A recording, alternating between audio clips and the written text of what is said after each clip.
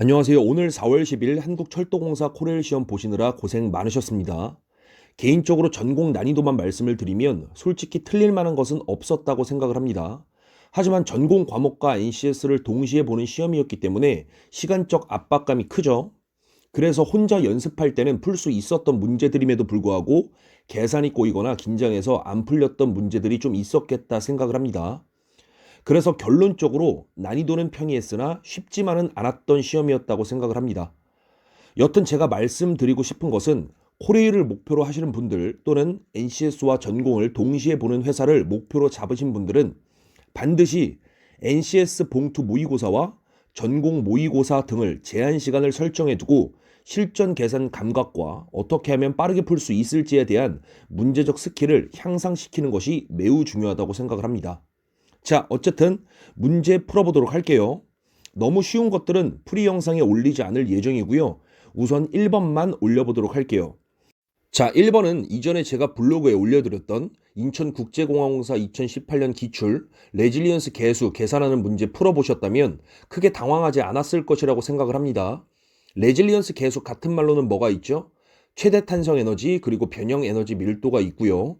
레질리언스 계수 의미는 단위 최적당 탄성 에너지가 되겠죠. 기본적인 내용이니까 술술 나오셔야 됩니다. 어쨌든 1번 문제를 읽어보면 물체의 수직 하중이 작용하고 있네요. 그리고 우리가 구해야 할 것은 최대 탄성 에너지네요. 결국 이 문제는 레질리언스 계수 계산해봐 라는 것과 같은 문제라는 것을 쉽게 파악할 수가 있습니다. 그래서 수직 하중이 작용할 때의 최대 탄성 에너지 공식을 아셔야 합니다. 유도 한번 해보도록 할게요. 우리 수직 하중이 재료에 작용할 때 재료 내부에 저장되는 탄성 에너지 다 아시죠? 이거 2분의 1 P 델타. U는 재료 내부에 저장되는 탄성 에너지, 수직 하중이 작용할 때. P는 수직 하중, 즉 하중 값이 되겠고요. 델타는 변형량이 되겠죠. 그리고 우리 수직 하중이 작용할 때 변형량, 델타 다 아시잖아요. 2A분의 PL. 그쵸?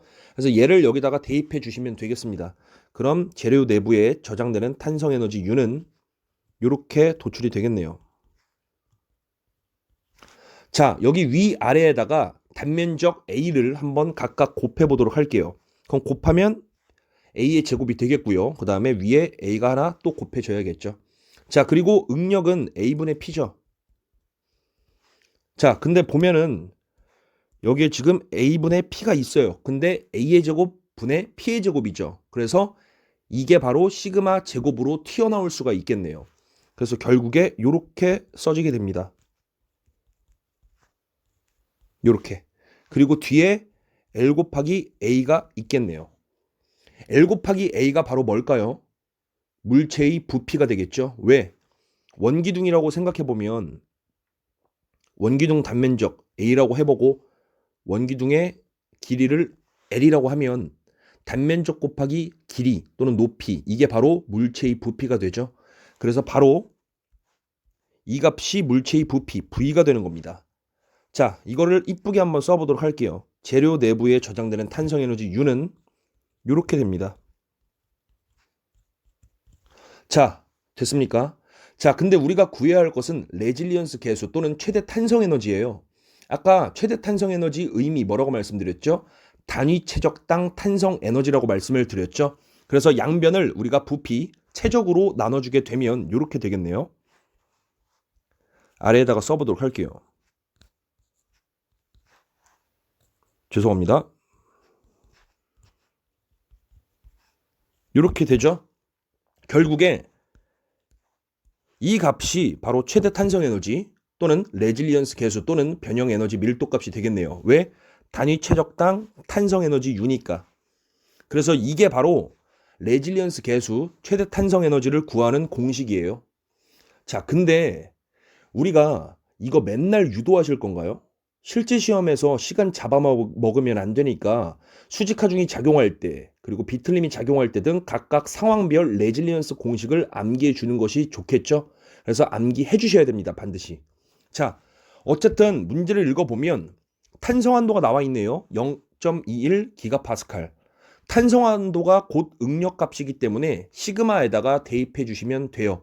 그리고 탄성계수가 얼마라고 나와 있죠? 210 기가파스칼이네요. 대입 한번 해보도록 하겠습니다. 자, 요 제곱이니까 0.21 곱하기 10의 9승이죠. 요거 두 개 있으니까 요렇게 써도 되겠다. 그렇죠? 자, 그리고 2 곱하기 아까 종탄성 계수가 210기가파스칼이라고 했으니까 요렇게 10의 9승 써주시면 되겠네요. 자, 그럼 계산 한번 해보도록 하겠습니다. 귀찮지만 같이 한번 해보는 거예요. 어떻게 실제로 또 계산할 수 있는가? 10의 9승 날려버리고요. 그 다음에 0.21을 210으로 나눠주게 되면 얘랑 얘를 그럼 0.001이 나온다는 거 바로 알 수가 있죠. 그래서 결국에 0.21 곱하기 밑에 2가 있겠고요. 그 다음에 10의 9승이랑 0.001 곱해주게 되면 10의 6승이 되죠. 그래서 이게 바로 뭐가 되겠습니까? 레질리언스 계수값 또는 최대 탄성 에너지 값이 되겠죠.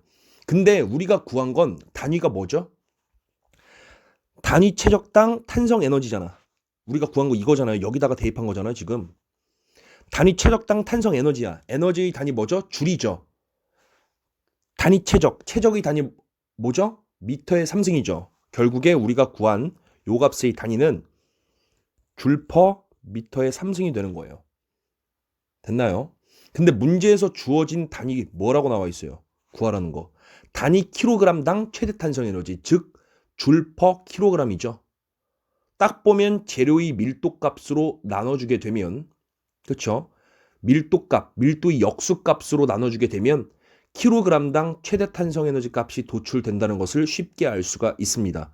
비중이 7이네요. 그래서 탄성체의 밀도는 7000이 된다는 것을 쉽게 알 수가 있네요. 그렇죠? 자, 그러면 우리가 한번 써볼게요. 0.21 곱하기 10의 6승이 있네요. 그리고 2가 있어. 근데 얘 단위가 바로 줄 퍼 미터의 3승이야. 근데 탄성체의 밀도가 7000이죠. 밀도의 역수값을 곱해주시면 돼요. 그래서 7000분의 1. 그리고 밀도의 단위 역수시켜주면 여기 미터의 3승이 있겠고 여기가 킬로그램이 되겠네요. 그래서 결국에 미터의 3승 날라가니까 줄 퍼 킬로그램 우리가 원하는 단위를 뽑아낼 수가 있겠네요. 결국에 우리가 계산하는 건 0.21 곱하기 10의 6승 그 다음에 2 곱하기 7000이 되는 거야. 근데 7000 뽑아내면 1000으로 이렇게 분리할 수가 있겠네요. 됐나요? 자, 그럼 1000 요거 날라가니까 10의 3승이 남겠네. 그럼 여기 1000이네. 됐죠? 요거 곱해주시면 얼마야? 0.1 곱하기 1000 하면 얼마가 되겠습니까? 이렇게 되겠네요. 됐나요?